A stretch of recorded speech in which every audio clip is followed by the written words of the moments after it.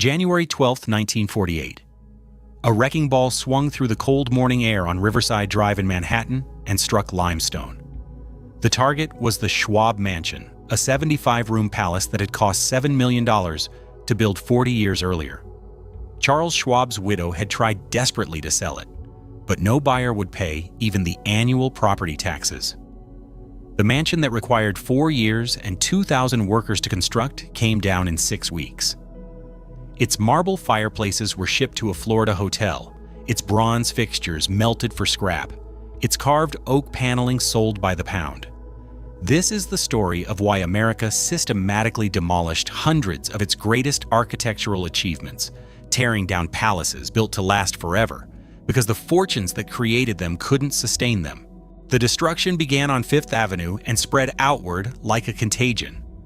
By 1900, Manhattan's most famous street had become a canyon of private palaces, stretching from Washington Square to the edge of Central Park. The Vanderbilts alone owned 7 mansions along this single corridor. The Astors occupied an entire block. The Whitneys, the Huntingtons, the Fricks, and the Goulds had all staked their claims in stone and marble. Visitors from Europe marveled at the concentration of wealth. Nothing in London or Paris could match it. Millionaire's Row, they called it. Within 60 years, almost every one of those palaces would be gone. The numbers are staggering even now. In 1900, Fifth Avenue between 50th and 90th Streets contained more than 40 major private residences, each worth millions. By 1960, fewer than 5 remained standing. The rest had been demolished, their lots cleared for apartment buildings, office towers, and commercial developments. The William K. Vanderbilt Mansion at 660 Fifth Avenue, completed in 1882 at a cost of $3 million, was torn down in 1926. The Senator William Clark Mansion at 962 Fifth Avenue, all 121 rooms of it, fell in 1927. The Charles Yerkes Mansion went in 1938. The Schwab Mansion on Riverside Drive, perhaps the grandest private home ever built in Manhattan, was demolished in 1948. Each demolition erased years of construction and millions of dollars of investment in a matter of weeks. Newport suffered the same fate on a compressed geographic scale. The summer colony that had once boasted over 80 major cottages lost more than half of them between 1920 and 1970. Beacon Hill House was demolished in 1939. Hope Dean fell in 1938. Land's End, the Gothic revival masterpiece where Edith Wharton had summered as a guest, was torn down in 1963. The Drexel Cottage vanished. The Gamble House disappeared. Property after property was erased from the landscape, replaced by subdivisions or vacant lots, or developments that bore no relationship to what had stood before. The wrecking crews moved through Bellevue Avenue with business-like efficiency, dismantling in days what had taken years to perfect. Chicago's Prairie Avenue tells the same story with different names and different architectural styles. In 1880, this stretch of the South Side was home to more millionaires per square foot than any other street in America. The Pullmans lived there in a massive stone mansion. So did the Armours, the meatpacking kings. The Fields built there. The Kimballs constructed an elaborate chateau. Their mansions were smaller than Newport cottages, but no less elaborate inside, filled with European furniture and staffed by dozens of servants. By 1950, Prairie Avenue had become an industrial wasteland surrounded by rail yards. The Glessner House survived only because its Romanesque stone walls proved too expensive to demolish profitably.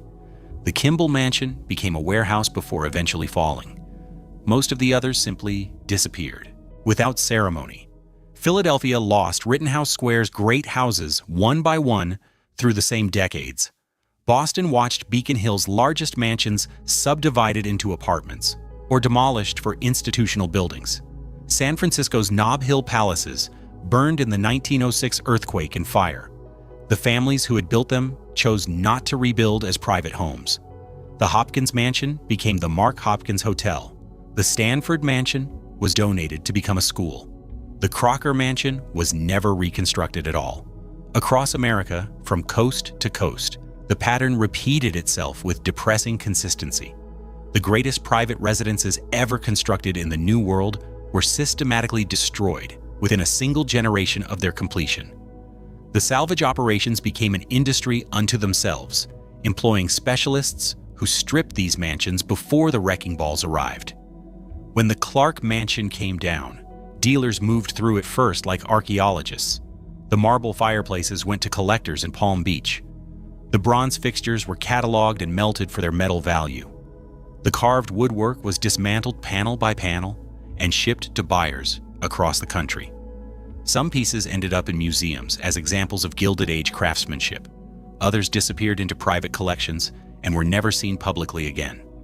A significant portion was simply destroyed on site, too expensive to remove carefully, too elaborate to find buyers willing to pay transport costs. The Schwab Mansion's gymnasium equipment went to a local school. Its massive pipe organ was donated to a church in need. Everything else became rubble hauled to landfills. What replaced these palaces tells its own story of changing values. The Vanderbilt Mansion at first stood West 57th Street became the Bergdorf Goodman department store, serving thousands of customers daily where one family had lived. The Astor Mansion site contributed to the Empire State Building's construction.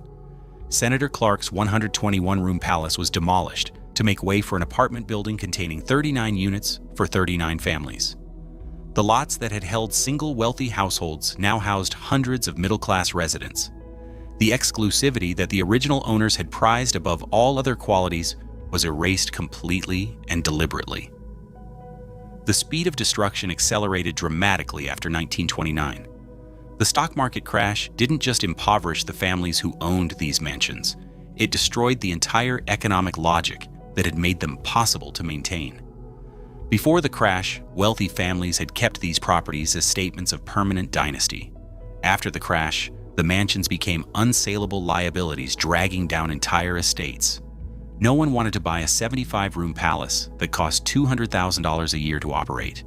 No one could afford to, even if they wanted. The math had changed permanently and irreversibly. By 1940, mansion demolitions had become so common that they barely made newspapers. Another palace coming down. Another piece of American architectural history erased from the urban landscape. The newspapers covered only the largest and most famous ones. The Schwab Mansion warranted front-page treatment. So did the Clark Mansion and the major Vanderbilt properties.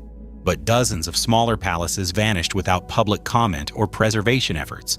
They had been built to announce their owner's arrival at the summit of American society. They were destroyed because that summit no longer existed as a destination anyone could reach.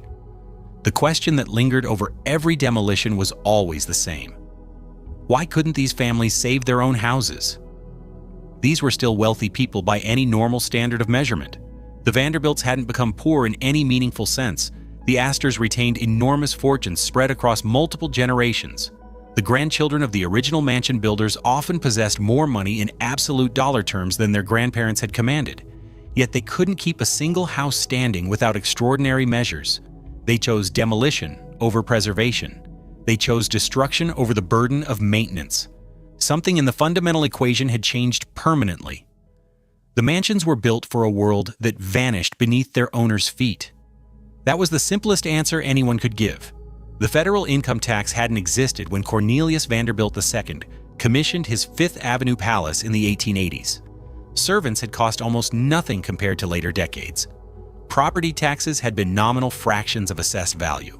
The wealth required to build these structures and the wealth required to maintain them had seemed identical to the men who signed the construction contracts. They weren't identical at all. Building required capital, a one-time expenditure however large. Maintenance required income year after year without end. The distinction between these two kinds of money would prove fatal to nearly every mansion built during the Gilded Age. To understand why these palaces fell so quickly after rising so magnificently, we have to understand why they rose in the first place.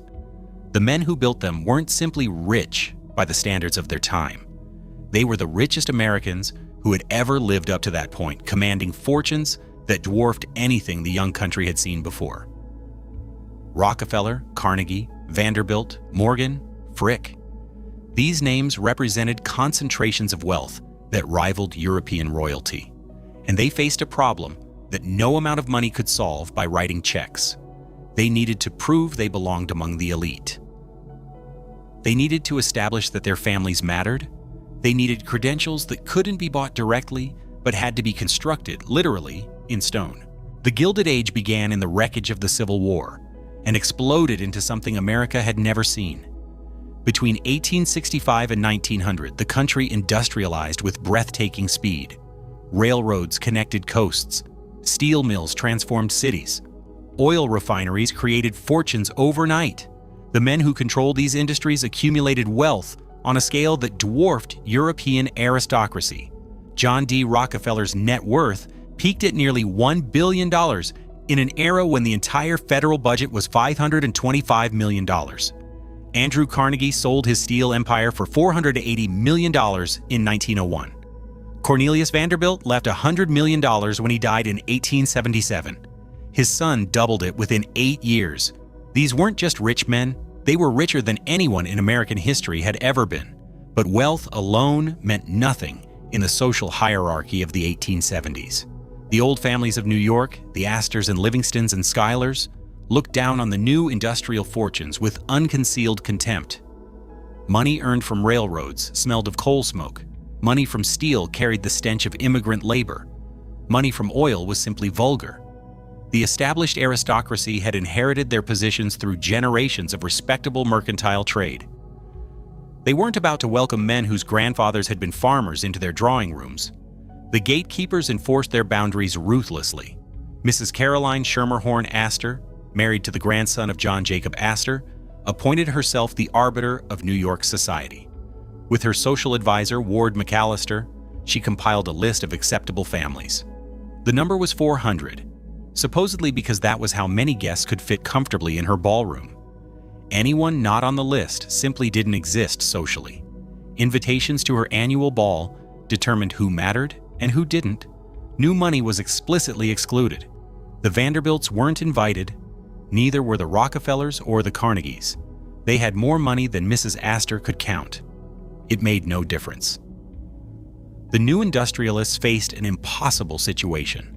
They had conquered every economic challenge America could offer. They had built railroads across continents. They had created monopolies in steel and oil and finance. They had bent markets to their will and crushed competitors without mercy. But they couldn't buy their way past Mrs. Astor's ballroom door. Their daughters couldn't marry into respectable families. Their sons were blackballed from the right clubs. All that money, and they remained social outsiders in their own city. The solution emerged gradually, then became an arms race. If old money wouldn't accept them based on lineage, new money would force acceptance through overwhelming display. They would build houses so magnificent that society couldn't ignore them. They would import European culture wholesale and demonstrate refinement that exceeded anything the old families possessed. They would create facts on the ground in limestone and marble that made their social position undeniable. Alva Erskine Smith understood this strategy better than anyone. She had married William Kissam Vanderbilt in 1875, connecting herself to the greatest railroad fortune in America. But the Vanderbilt name still carried the taint of old Cornelius, the Commodore, who had sworn and spat and cheated his way to wealth. Alva intended to change that perception permanently. In 1879, she commissioned Richard Morris Hunt to design a mansion at 1660 Fifth Avenue. Hunt had studied at the École des Beaux-Arts in Paris. He understood how European aristocracy announced itself through architecture. The result was a French Renaissance chateau transplanted to Manhattan, complete with limestone facade and elaborate carved details. The house cost $3 million to build. It was worth every penny as social artillery. The mansion opened with a costume ball in March 1883. 1,200 guests attended. The decorations alone cost $155,000. Alva dressed as a Venetian princess. Her sister-in-law wore a gown covered in real electric lights powered by hidden batteries. The party lasted until 6 in the morning. Mrs. Astor attended. That was the point. Alva had maneuvered the old guard into acknowledging her existence by making her party the only event worth attending that season. The mansion had forced open the door that money alone couldn't budge. The lesson was not lost on the other new money families. If one chateau could breach society's walls, imagine what a dozen could do. The building campaign accelerated immediately. William K. Vanderbilt's brother Cornelius II commissioned an even larger mansion at Fern West 57th Street. The Astors responded with expansions of their own. The Whitneys built, the Huntingtons built, the Goulds built.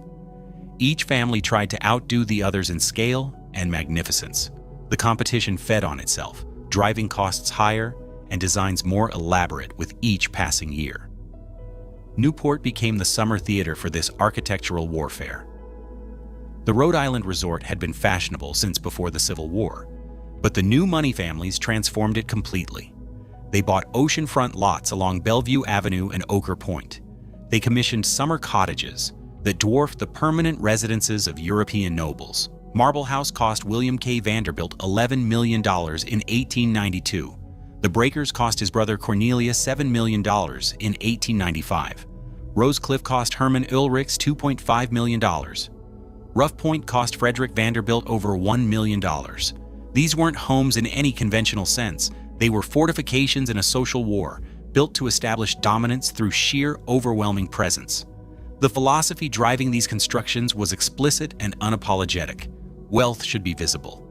Modesty was for people who couldn't afford excess. The point wasn't comfort or even beauty, though beauty often resulted. The point was proving that you could spend more than anyone else on a house you would occupy 8 weeks, a year. The more impractical the display, the more powerful the statement. Anyone could build a house they needed. Only the truly wealthy could build monuments to their own superfluity. This philosophy had consequences the builders never anticipated.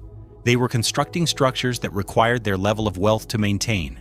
A 70-room palace needed 50 servants. A marble facade needed constant cleaning. Elaborate mechanical systems needed specialized engineers. The annual operating costs rivaled the purchase price of an ordinary mansion. But the Vanderbilts and Astors and Whitneys didn't think in terms of operating costs. They thought in terms of competitive positioning. They were fighting a war, and wars are expensive. The European imports accelerated the arms race further. Alva Vanderbilt had started by bringing in a French-trained architect. Others went further. They bought entire rooms from European chateaux and shipped them across the Atlantic. They purchased tapestries from cathedrals and paintings from noble collections. They hired French craftsmen to build interiors in Paris, then disassembled them and reconstructed them in Newport. William Randolph Hearst would later spend decades buying European castles piece by piece. The Gilded Age families established the template. American wealth could buy European culture wholesale. The marriages followed the same logic of acquisition. If you couldn't inherit aristocratic blood, you could purchase it through marriage.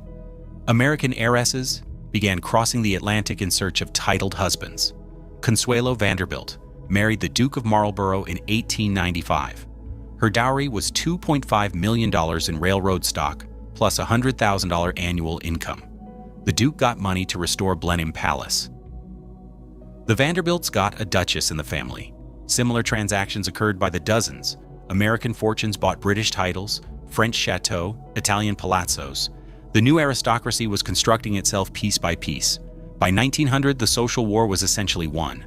Mrs. Astor's list had expanded to include the Vanderbilts and other new money families.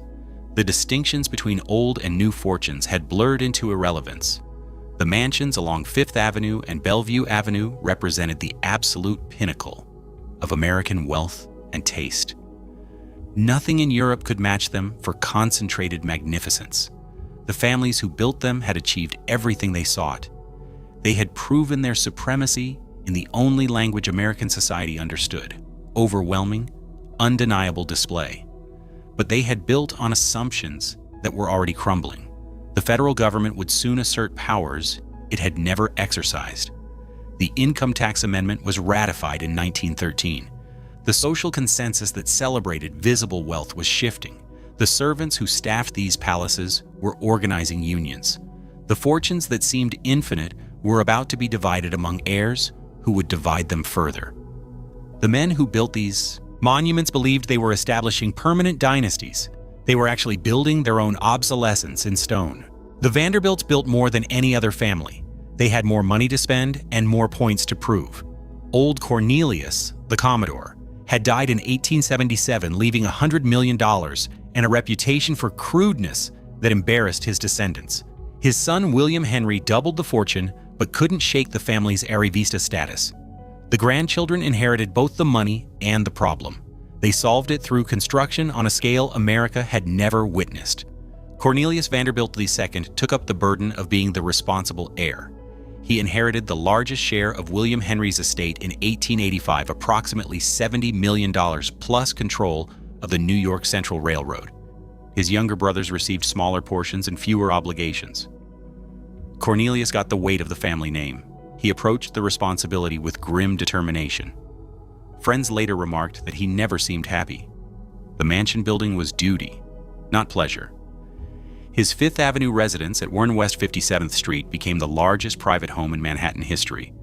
The original structure, designed by George Post, wasn't sufficient. Cornelius commissioned Richard Morris Hunt to expand it repeatedly through the 1890s. The final version contained over 130 rooms spread across an entire city block. The Great Hall rose 3 stories. The art gallery held paintings worth millions. The service areas employed dozens of servants who lived in quarters behind the main house. The cost exceeded $5 million, not counting furnishings and artwork. Cornelius maintained it as headquarters for the family's social operations while spending most of his time at railroad offices downtown. His brother William Kissam took a different approach. William K. had married Alva, the ambitious woman who understood that mansions were weapons. Together, they commissioned the chateau at 665th Avenue that broke society's barriers in 1883. But Alva wasn't satisfied with one victory. She wanted Newport conquered too.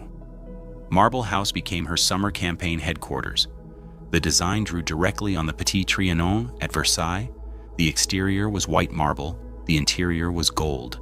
The Chinese tea house in the grounds cost $100,000 alone. Total expenditure reached $11 million by 1892. When the house was complete, Alva reportedly told William she wanted nothing more to do with him. They divorced in 1895. She kept the house. The youngest brother, George Washington Vanderbilt, built on the grandest scale of all, though not in New York or Newport. George was scholarly and introverted, more interested in books than society.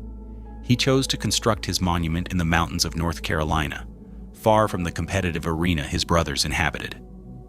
Biltmore Estate would be the largest private home in America, 178,926 square feet of French Renaissance chateau surrounded by 125,000 acres of managed forest.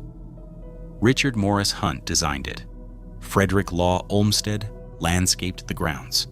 Construction began in 1889 and continued for 6 years. The house contained 250 rooms, 35 bedrooms, 43 bathrooms, and 65 fireplaces. George spent approximately $5 million on construction and millions more on furnishings. He filled the library with 10,000 volumes. He imported tapestries and paintings and furniture from European auctions. The result was magnificent and utterly impractical. George would spend most of his life trying to make the estate financially sustainable. The Astor family responded to the Vanderbilt building campaign with expansions of their own. Caroline Astor's house on 34th Street had defined society for decades, but it was looking dated by the 1890s. Her son, John Jacob Astor IV, commissioned a new double mansion on 5th Avenue at 65th Street. The structure would house both his mother and his own family in connected but separate wings. The design by Richard Morris Hunt combined French Renaissance elements with the latest technologies. Mrs. Astor's ballroom could now accommodate far more than 400 guests. The message was clear. The Astors would not be outbuilt by railroad money. Charles Schwab represented a different kind of builder entirely. He had started as a laborer in Andrew Carnegie's steel mills and risen through ability and charm to become president of U.S. Steel. When Carnegie sold his empire in 1901, Schwab received millions in stock and bonuses. He decided to build the greatest private residence New York had ever seen. The site he chose was not Fifth Avenue, but Riverside Drive, where he could have an entire city block. The architect was Maurice Hébert. The style was French Renaissance. The scale was staggering. The house contained 75 rooms plus a gymnasium, bowling alley, swimming pool, and private power plant. Construction cost over $7 million. Schwab moved in around 1906 and entertained lavishly for years. He reportedly never locked his doors, believing that anyone who wanted to see how a steel magnate lived should be welcome. The competitive dynamic drove ever more elaborate constructions. The Whitneys built on Fifth Avenue, then in Long Island, then in multiple locations simultaneously. The Goulds constructed mansions across several states. The Fricks built one of the finest small palaces in New York, designed by Thomas Hastings with interiors that would later become the Frick Collection Museum. Henry Clay Frick had made his fortune in coke and steel, serving as Carnegie's partner and enforcer during the brutal Homestead Strike of 1892. His mansion was smaller than the Vanderbilt palaces, but more refined, every room a gallery for his art collection. The architects who served these families became celebrities in their own right.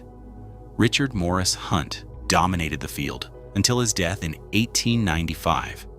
He had designed the Vanderbilt Chateau at 1660 Fifth Avenue, the expansion of Cornelius II's mansion, Marble House, the Breakers, Biltmore Estate, and the pedestal of the Statue of Liberty. His Beaux-Arts training shaped American architecture for decades. When he died, still supervising the Breakers' final details, his son took over the practice. The firm of McKim, Mead, and White competed for commissions, designing the Whitney Mansion and numerous other society residences. Stanford White became as famous as his clients, his personal life scandalized, and his professional output extraordinary. The building never really stopped through the 1890s and into the new century. Each family that achieved great wealth felt compelled to announce it through construction. The mansions multiplied along Fifth Avenue, along Newport's Bellevue Avenue, along Philadelphia's Main Line and Chicago's Prairie Avenue. Every city with millionaires soon had a mansion district where the wealthy competed through architecture. The style was usually some variant of European classicism, whether French Chateau, Italian Renaissance, or English Tudor. The message was consistent. American wealth could buy anything European aristocracy possessed, and buy more of it. But something strange was happening beneath the surface of all this building. The men commissioning these palaces weren't enjoying them. Cornelius Vanderbilt II worked constantly and died at 55 after a stroke left him partially paralyzed for 3 years. William K. Vanderbilt's marriage collapsed under the pressure of social climbing. Charles Schwab would later confess that his mansion brought him no happiness, that he would have been content in a smaller house with less to maintain. The palaces were obligations, not pleasures. They required constant attention and bottomless expenditure. They were built to prove something, and once proven, they became burdens. George Vanderbilt perhaps understood this best. He spent years at Biltmore trying to make the estate pay for itself through scientific forestry and agriculture. The forests eventually turned modest profits. The house itself never did. It consumed money faster than his investments could generate it. When George died in 1914 from complications after an appendectomy, his widow Edith faced the same impossible arithmetic that would eventually confront every mansion owner. The house was beautiful. It was also a financial drain that never stopped flowing. The pattern was set. Build magnificently. Prove your worth, then discover that what you built requires your entire fortune to maintain. The trap was invisible while the fortunes held. It would become inescapable when they didn't. The construction of these palaces required logistics that rivaled military campaigns.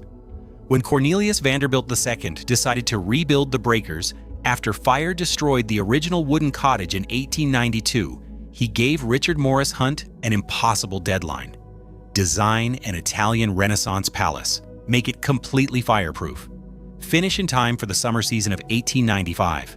2 years for a project that should have taken 5. Hunt delivered, but only by mobilizing resources on an unprecedented scale. The foundation work began in spring of 1893. Workers excavated deep into the rocky Newport Cliff, creating a base that could support hundreds of tons of limestone and steel. The excavation alone took months. The bedrock was uneven and required blasting in places. Every cubic yard of removed stone had to be hauled away by horse and wagon. The site became a small city of workers living in temporary housing nearby. Records suggest that at peak construction, over 2,000 men labored on the property in rotating shifts around the clock. The materials came from around the world: The limestone for the exterior walls was quarried in Indiana, cut into massive blocks, and shipped by rail to Newport. Italian stonemasons traveled from Europe to carve the elaborate decorative elements. The marble for the interior floors and columns came from quarries in Italy and Africa, each piece selected for color and quality. Bronze fixtures were cast in France. Crystal for the chandeliers came from Baccarat. Rare woods for paneling were sourced from forests across multiple continents. The logistics of coordinating these shipments while maintaining the construction schedule required full-time managers working constantly. The fireproof requirement drove every structural decision. The original breakers had been a wooden Queen Anne cottage that burned in hours. The new structure would use no wood in its frame at all. The skeleton was steel, revolutionary for residential construction at the time. The walls were masonry faced with limestone. Even the roof trusses were steel rather than timber. The boilers that heated the building were housed in an underground chamber beneath the front lawn, connected to the house by tunnel. If they exploded, the main structure would survive. Hunt had solved the fire problem by eliminating everything that could burn.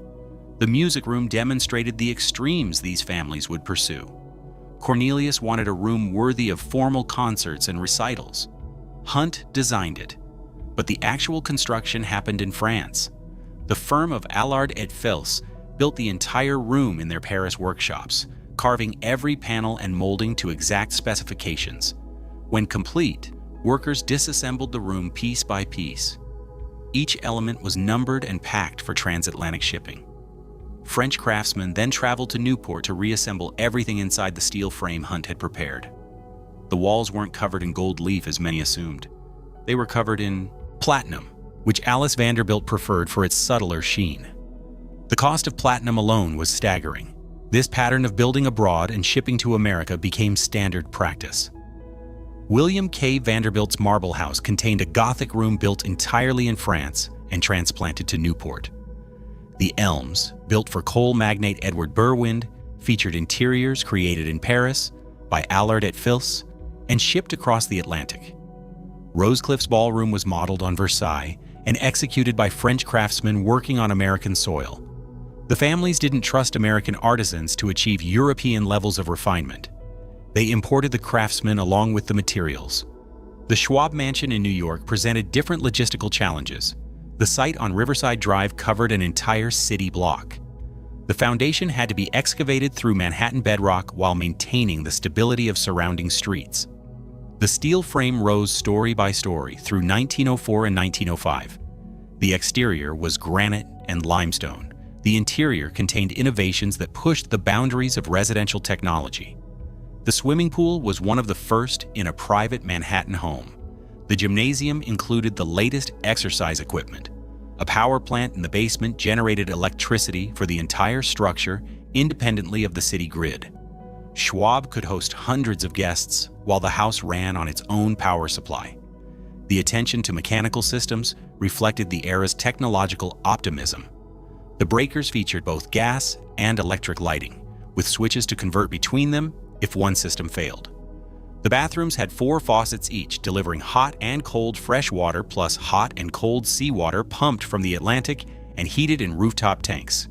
Central heating systems required enormous coal-fired boilers that consumed fuel constantly during winter months. Ventilation systems moved air through the buildings using fans powered by steam or electricity. These systems were marvels of engineering, but they also required specialized knowledge to maintain. Every improvement added another layer of complexity and expense. The time required for construction varied enormously depending on ambition. Marble House took 4 years to complete, from 1888 to 1892. The breakers rose in roughly 2.5 years under Hunt's forced schedule.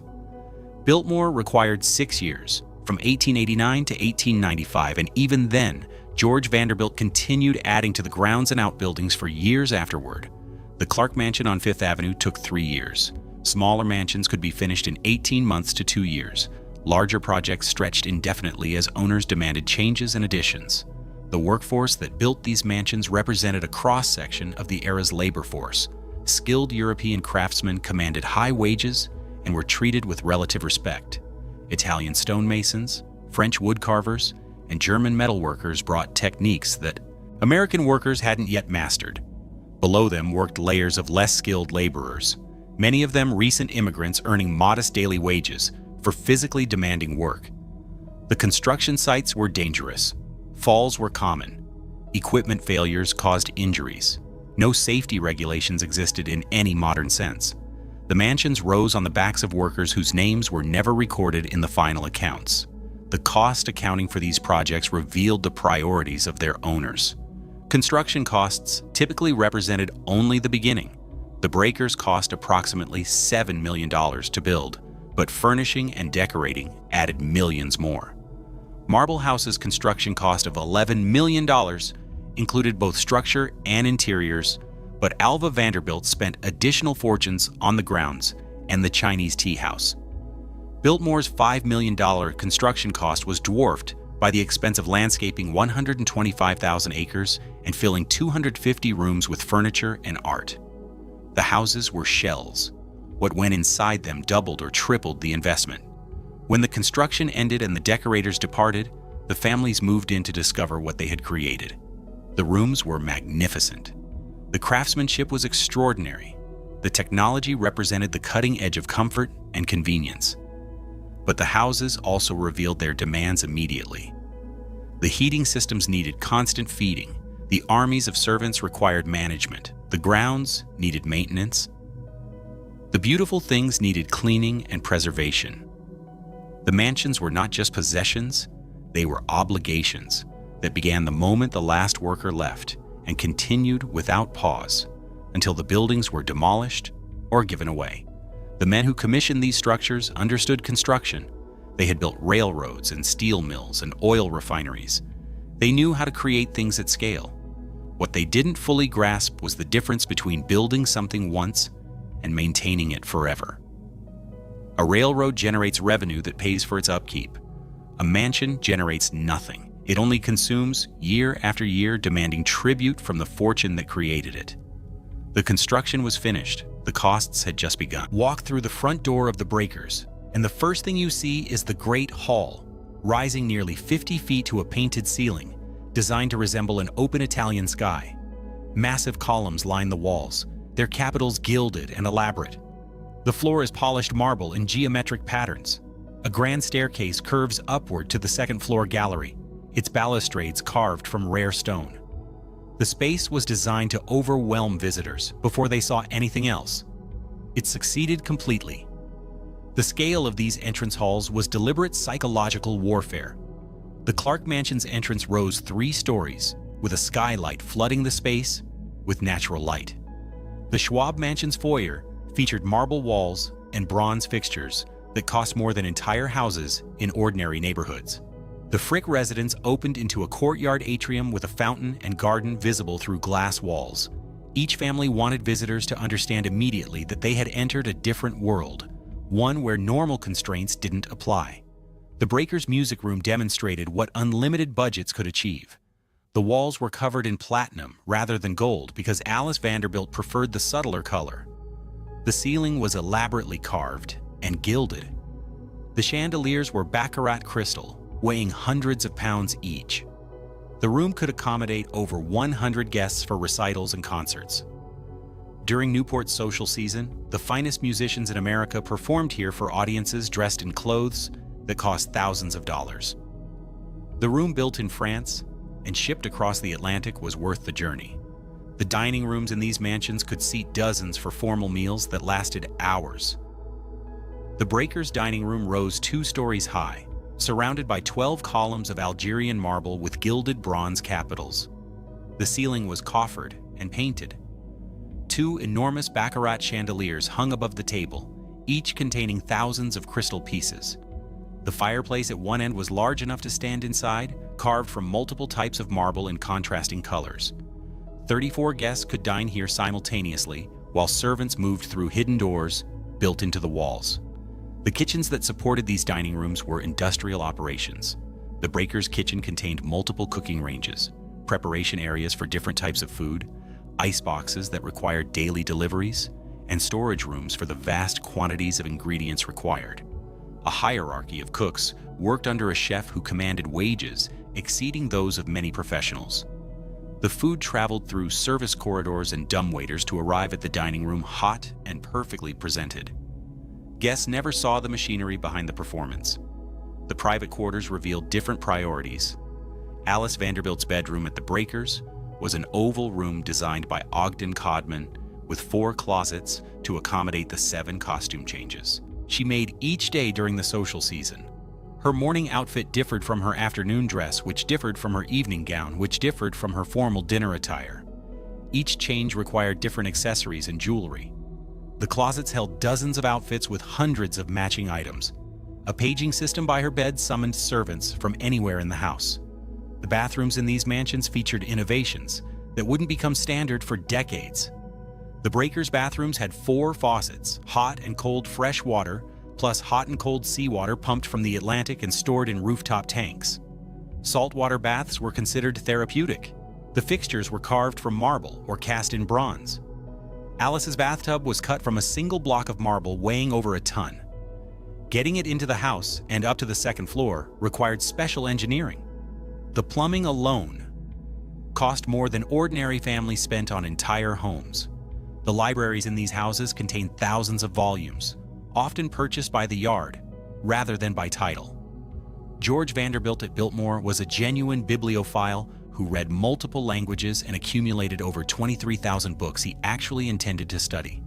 The Breakers' library was paneled in Circassian walnut, impressed with gold leaf in patterns resembling leather-bound books. The fireplace mantel came from a 16th century French chateau.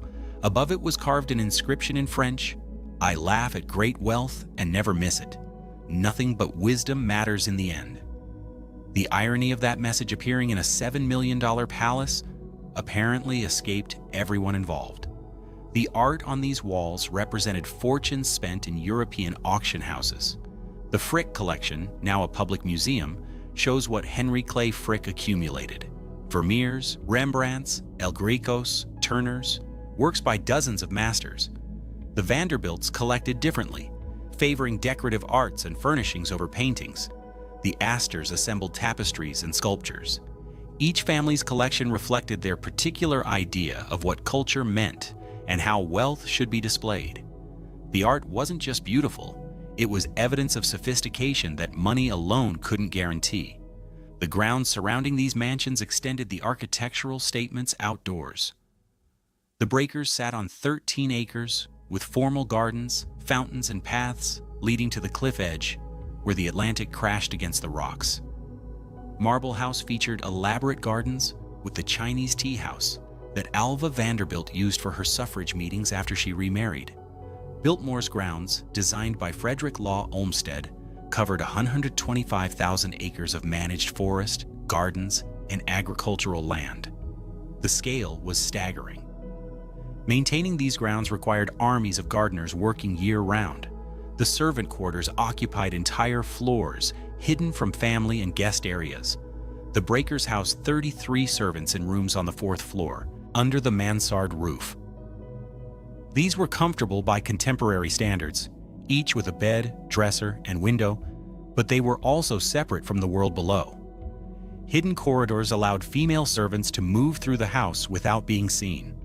The family could pretend their comforts appeared by magic while dozens of workers labored invisibly to create that illusion. The entertainments hosted in these rooms defined the Gilded Age social calendar.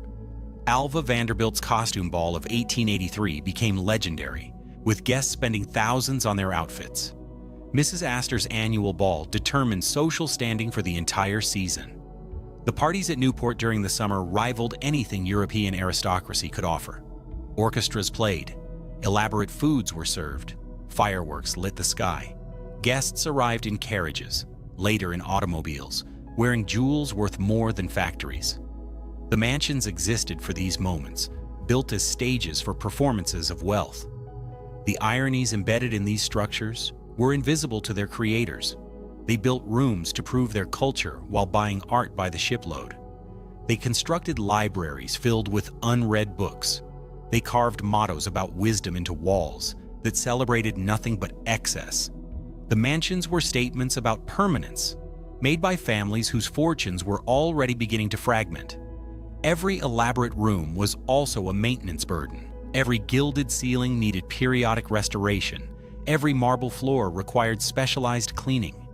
The beauty came with a price tag that never stopped accumulating.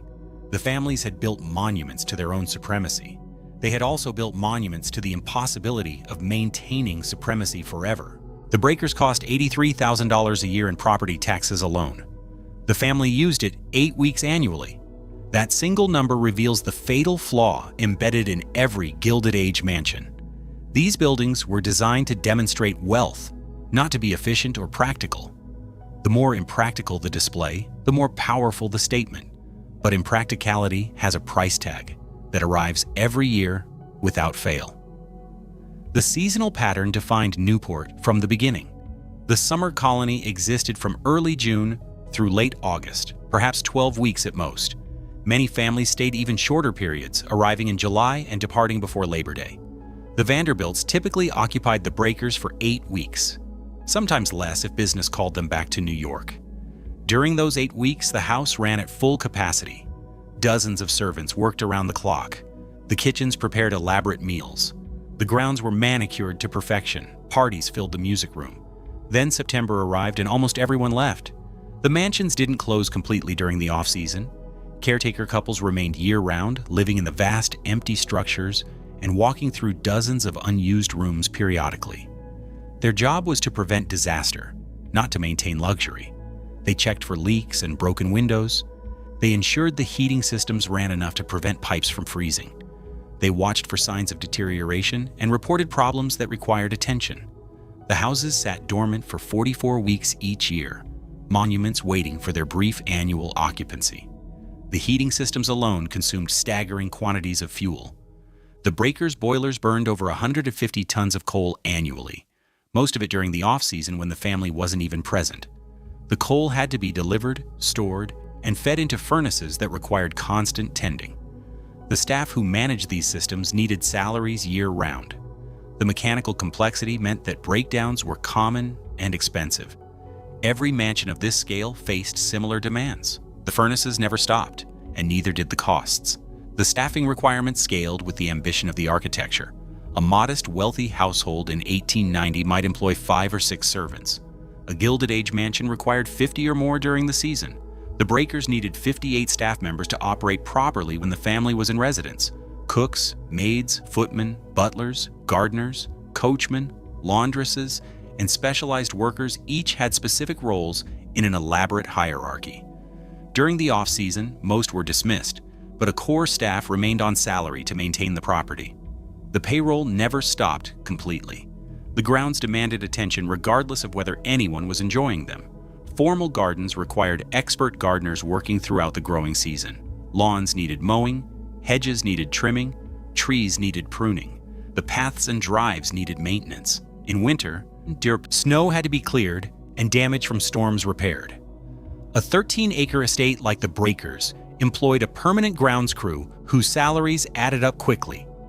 Larger properties like Biltmore's 125,000 acres required entire departments of forestry and agricultural workers. The philosophy behind this waste was explicit and unapologetic. Wealthy families weren't embarrassed by maintaining houses they barely used. That was exactly the point.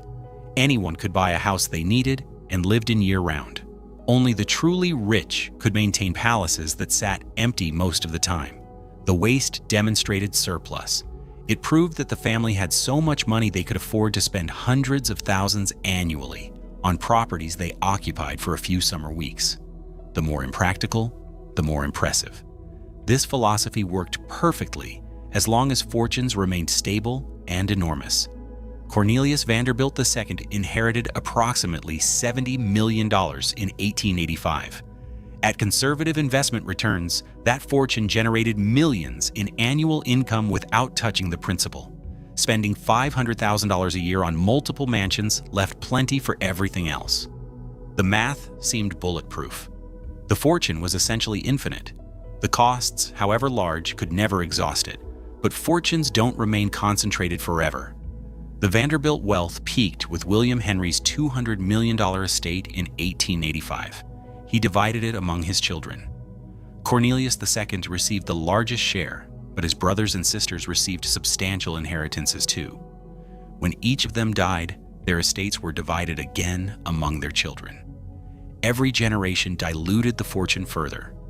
Every generation also spent more freely than the one before, building bigger houses and maintaining more elaborate lifestyles.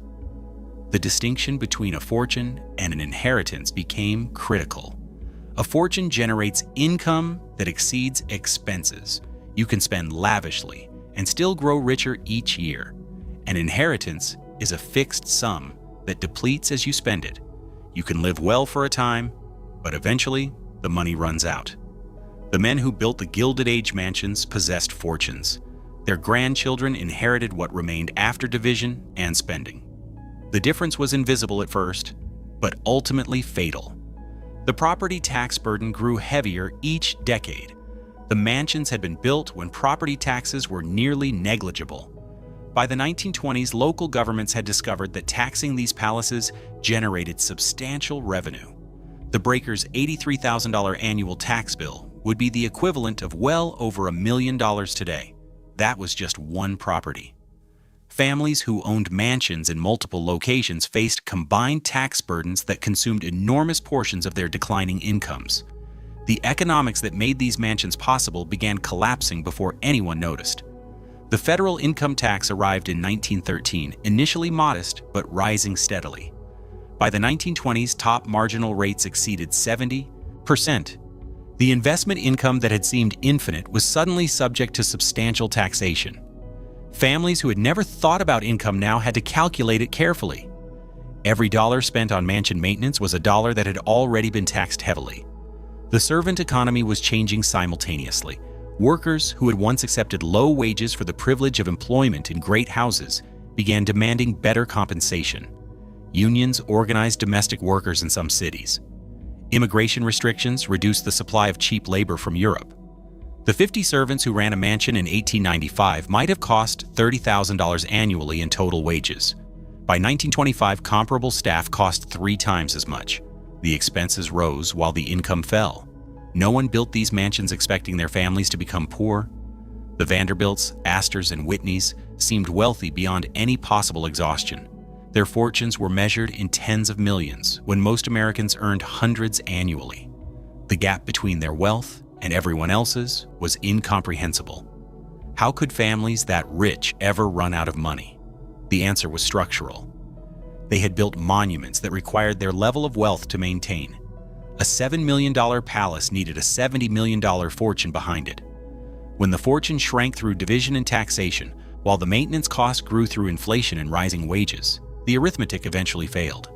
The mansions became traps, consuming more each year while the resources to feed them diminished. The families had built their own financial prisons and decorated them beautifully. The collapse began before the stock market crashed. The federal income tax, ratified in 1913, started modestly but grew steadily through the following decades. By 1918, the top marginal rate reached 77% on incomes above $1 million. The fortunes that had seemed infinite were suddenly subject to substantial annual deductions. Families that had never considered their income as distinct from their wealth discovered they were spending faster than they were earning. World War I accelerated the social transformation. Young men who had been groomed to inherit mansions went to France instead. Servants who had staffed great houses left for factory jobs that paid better and demanded less deference. The elaborate social rituals that had justified these palaces seemed frivolous during wartime. Maintaining a 70-room summer cottage while soldiers died in trenches became difficult to defend even among the wealthy themselves. The 1920s brought false recovery, the stock market soared, and paper fortunes multiplied. Some families used the boom years to sell properties they could no longer justify maintaining. Alice Vanderbilt sold the massive Fifth Avenue mansion in 1926, unable to manage both it and the breakers simultaneously. The buyers demolished it almost immediately and constructed an apartment building on the site. Other families held on, believing the prosperity would last. They were wrong. October 1929 ended the illusion permanently. The stock market lost nearly 90% of its value between 1929 and 1932. Investment portfolios that had generated hundreds of thousands in annual dividends suddenly produced nothing. Families that had been spending income found themselves spending capital instead. The arithmetic that had seemed sustainable became catastrophic within months. The Depression destroyed what remained of the Gilded Age social structure. Visible wealth became dangerous rather than admirable. Families that had built mansions to prove their superiority now faced hostile public attention. The labor unrest of the 1930s targeted symbols of excess. Maintaining a palace while millions starved created political and personal risk. Many families shuttered their mansions simply to avoid becoming targets. The tax burden continued rising. By 1936, the top marginal rate reached 79%. Estate taxes approached 70% on the largest inheritances. Families that might have passed mansions to the next generation discovered that the taxes owed at death would consume most of the remaining fortune. The properties that had been built to establish dynasties became obstacles to passing anything useful to heirs. Cornelius Vanderbilt III watched his family's holdings disintegrate. He had been disinherited by his father decades earlier for marrying without permission, receiving only a fraction of what his siblings inherited.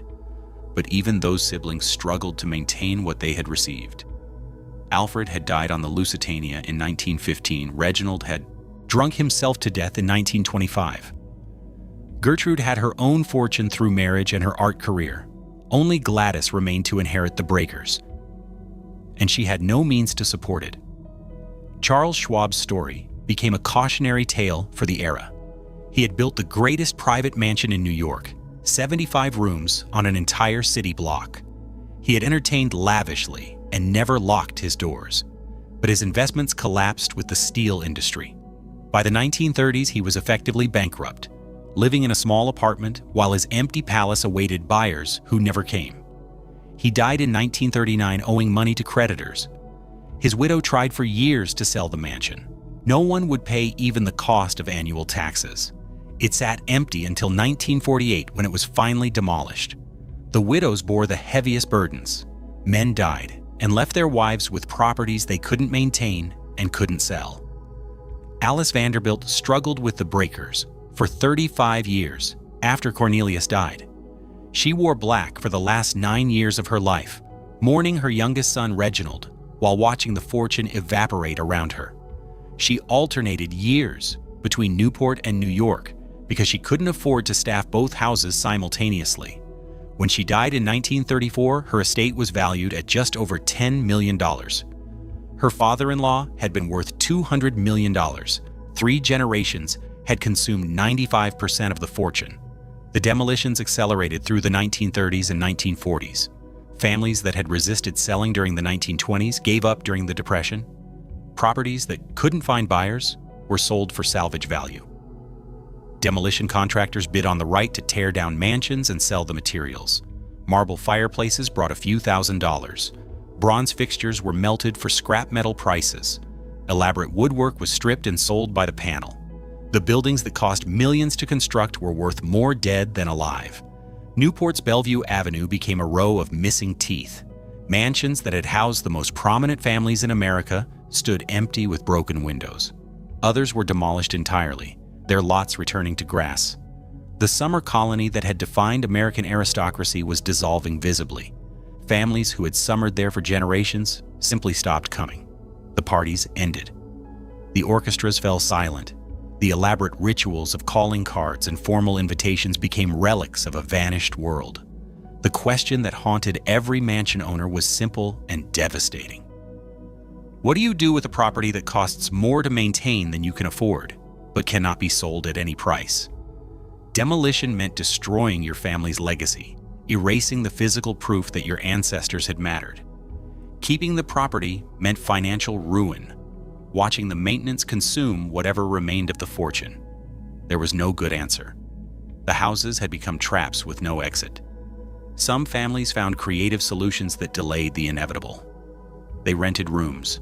They opened gardens for charity events. They sold off artwork and furniture to fund another year of maintenance. They closed entire wings and heated only the rooms they actually used. Each compromise diminished the property while extending its existence slightly. The mansions that had been built to demonstrate unlimited wealth now testified to its absence. By 1945, the destruction was largely complete on Fifth Avenue. The Astors, the Vanderbilts, the Whitneys, and most of the other great families had surrendered their Manhattan properties. The street that had been Millionaires' Row was transforming into a commercial corridor. Apartment buildings and office towers rose where palaces had stood. The concentration of private wealth that had defined the neighborhood for 60 years had dispersed entirely. Newport survived better than Manhattan because its properties were smaller and the location retained some appeal. But survival didn't mean prosperity. The families who kept their cottages did so through struggle and sacrifice. They cut staff to the minimum. They delayed repairs until emergencies forced action. They watched their neighbors' properties fall to wrecking balls and wondered when their turn would come. The golden era was over. What remained was salvage. The Breakers still stands on its cliff overlooking the Atlantic. Over 400,000 visitors tour it annually, paying admission to walk through rooms that were designed for invited guests only. The palace that nearly bankrupted 3 generations of Vanderbilts now generates enough revenue to maintain itself and support other preservation efforts. The solution that saved it was simple and paradoxical. The family gave it away. Countess Gladys Vanderbilt Szechenyi inherited the Breakers when her mother Alice died in 1934. She was 47 years old, married to a Hungarian nobleman, and completely unable to afford what she had received. The taxes alone were $83,000 annually.